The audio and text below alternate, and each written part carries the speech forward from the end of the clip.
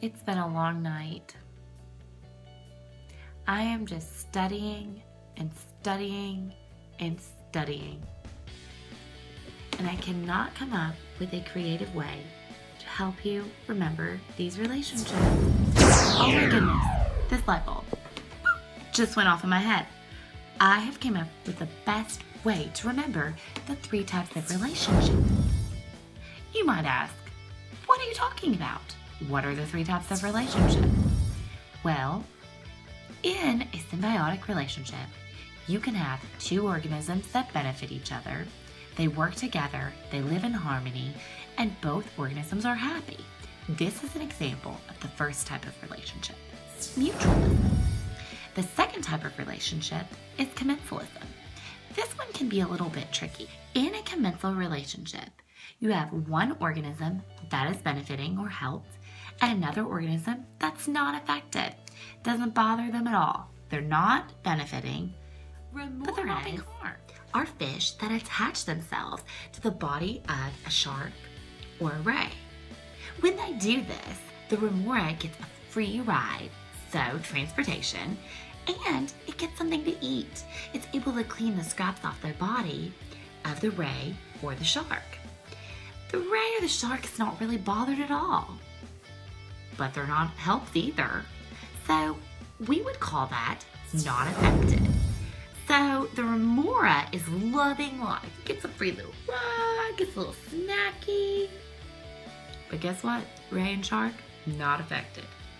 So the remora is happy, and the ray shark, not affected. Doesn't bother him either way. This is what commensalism is. Commensalism is when one organism is helped or benefiting, and the other one's not affected at all. Oh, sorry, I didn't realize it was recording again. I was just practicing my clownfish face. Clownfish live within a sea anemone. Sea anemones provide protection and shelter for the clownfish to keep them from other predators. But the sea anemone doesn't really gain anything, doesn't really benefit from this, and it isn't harmed. But the clownfish is definitely glad that it's met the sea anemone because it is safe. So in this relationship, we have the clownfish, which is happy and benefiting, and then we have the sea anemone that's not affected. This is another example of commensalism. Finally, the yucky, gross relationship we're going to talk about now is parasitic.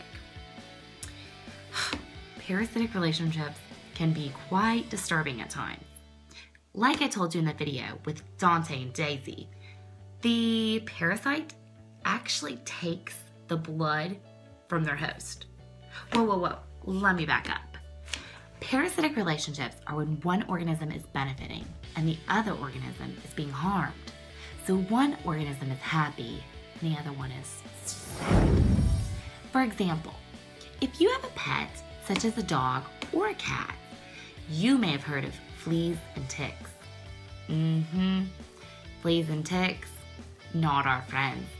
They actually attach themselves to dogs or cats and use them as their host. Have you ever hosted a party or had someone over and said, "Hey, I'm the host, come on in"? Well, that's what fleas and ticks do. They invite themselves to the party on the dog or the cat. So at that point, they start using that dog or cat as their host. They suck the blood from that organism and it causes them to be harmed. The fleas and ticks, they're helped. They're getting a food source for free and they are happy as can be. But the other organism, like I said, is very, very sad.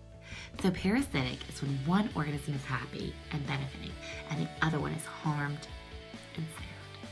Another example of this is a lamprey, a leech, or even a tapeworm.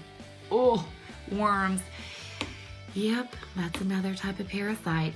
Worms can get inside the intestines and the stomachs and eat away and eat away and eat away. And then they eventually have to come out. Gross. Parasites are not our friends. And they are definitely not my favorite type of relationship. So now that we've talked about all 3 types of relationships, let's review.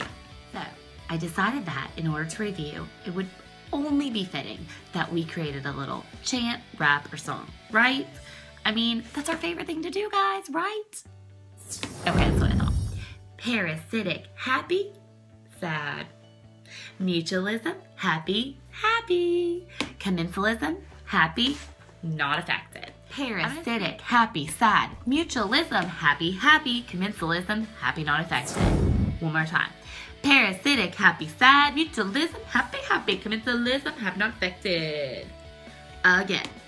Parasitic, happy, sad. Mutualism, happy, happy. Commensalism, happy, not affected. Okay, I can get a little carried away when it comes to the songs, but it does help me remember this information in science. Now that the movie is over, let's review just a few of the key vocabulary words from this section. The first one is symbiosis. Symbiosis is a relationship between two or more organisms that lasts over time. 3 examples of this are mutualism, commensalism, and parasitism, also known as a mutualistic relationship, commensal relationship, and parasitic relationship. Please be sure to look for keywords such as harms, helps, hurt, benefiting, or host. These keywords can really help you when you're trying to answer questions about the 3 types of relationships. As we close this section up, I really want you to think about how these relationships affect us in our life.